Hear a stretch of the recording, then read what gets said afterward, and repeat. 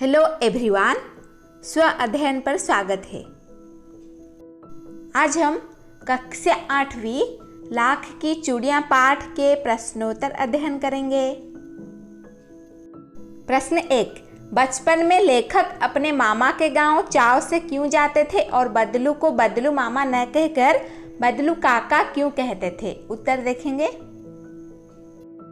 उत्तर, बचपन में लेखक अपने मामा के गांव चाव से इसीलिए जाते थे क्योंकि लेखक के मामा के गांव में लाख की चूड़ियां बनाने वाला कारीगर बदलू रहता था। लेखक को बदलू काका से अत्यधिक लगाव था। वह लेखक को ढेर सारी लाख की रंग बिरंगी गोलियां देता था। इसीलिए लेखक अपने मामा के गांव चाव से जाता था। गांव के सभी लोग बदलू को बदलू काका कहकर बुलाते थे। इस कारण लेखक भी बदलू मामा न कहकर बदलू काका कहते थे। प्रश्न 2। वस्तु विनिमय क्या है? विनिमय की प्रचलित पद्धति क्या है? उत्तर, वस्तु विनिमय में एक वस्तु को दूसरी वस्तु देकर लिया जाता था। वस्तु के लिए पैसे नहीं लिए जाते थे, वस्तु के बदले वस्तु दी जाती थी। किंतु अब मुद्रा के चलन के कारण वर्तमान परिवेश में वस्तु का लेन देन मुद्रा के द्वारा होता है। विनिमय की प्रचलित पद्धति पैसा है। प्रश्न 3। मशीनी युग ने कितने हाथ काट दिए हैं? इस पंक्ति में लेखक ने किस व्यथा की ओर संकेत किया है? उत्तर देखेंगे। उत्तर, इस पंक्ति में लेखक ने कारीगरों की व्यथा की ओर संकेत किया है कि मशीनों के आगमन के साथ कारीगरों के हाथ से काम धंधा छीन गया, मानो उनके हाथ ही कट गए हों। उन कारीगरों का रोजगार इन पैतृक काम धंधों से ही चलता था। उसके अलावा उन्होंने कभी कुछ नहीं सीखा था।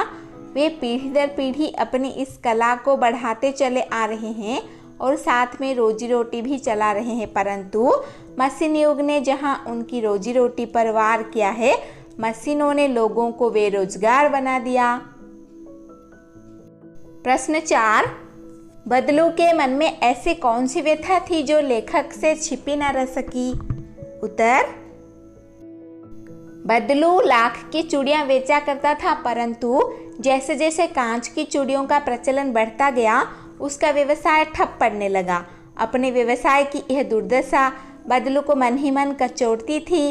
बदलू के मन में इस बात की व्यथा थी कि मशीन युग के प्रभाव स्वरूप उस जैसे अनेक कारीगरों को बेरोजगारी और उपेक्षा का शिकार होना पड़ा है। अब लोग कारीगरी की कदर न करके दिखावटी की चमक पर अधिक ध्यान देते हैं। यह व्यथा लेखक से छिपी न रह सकी। प्रश्न 5। मशीन युग से बदलू के जीवन में क्या बदलाव आया?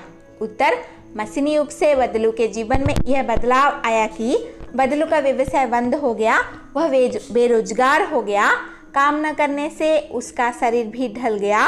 उसके हाथों माथे पर नसें उभर आई। अब वह बीमार रहने लगा। प्रश्न 6।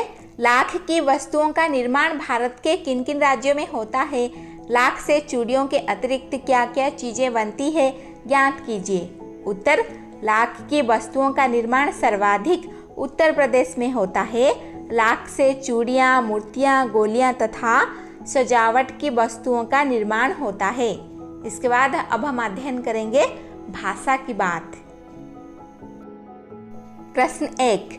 बदलू को किसी बात से चिढ़ती तो कांच की चूड़ियों से, और बदलू स्वयं कहता है जो सुंदरता कांच की चूड़ियों में होती है लाख में कहाँ संभव है।